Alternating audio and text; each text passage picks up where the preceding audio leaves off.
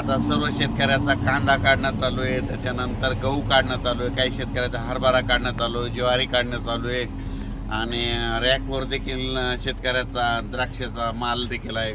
म्हणून राज्यातल्या शेतकऱ्याला खास करून अंदाज देणार आहे, ज्यांचा कांदा काढणे चालू असेल तर तुम्ही काय करा, 31 मार्चपर्यंत तुम्ही तुमचा कांदा काढून घ्या. कारण की राज्यामध्ये 31 मार्चपासून ते जवळपास 7 एप्रिलपर्यंत म्हणजे जवळपास 7 दिवस राज्यातमध्ये अवकाळी पावसाची शक्यता आहे. म्हणून हा अंदाज लक्षात यायचा.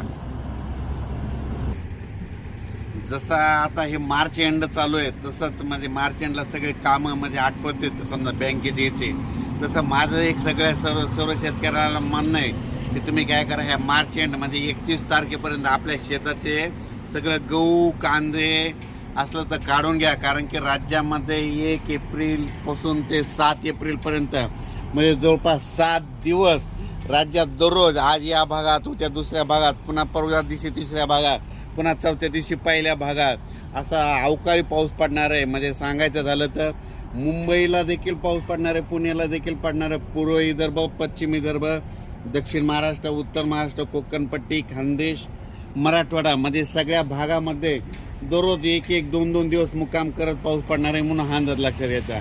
जास्त सांगायचं झालं तर कोकणपट्टीकडे जरा जास्त पाऊस पडणार आहे आणि गारपिटीची देखील शक्यता आहे. पश्चिम महाराष्ट्रात देखील पाऊस पडणार आहे, गारपिटीची देखील शक्यता आहे. म्हणून हा अंदाज लक्षात घ्यायचा.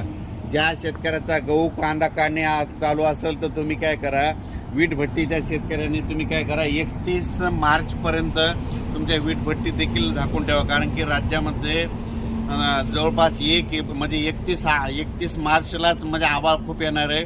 31 मार्च ते 7 एप्रिल म्हणजे जवळपास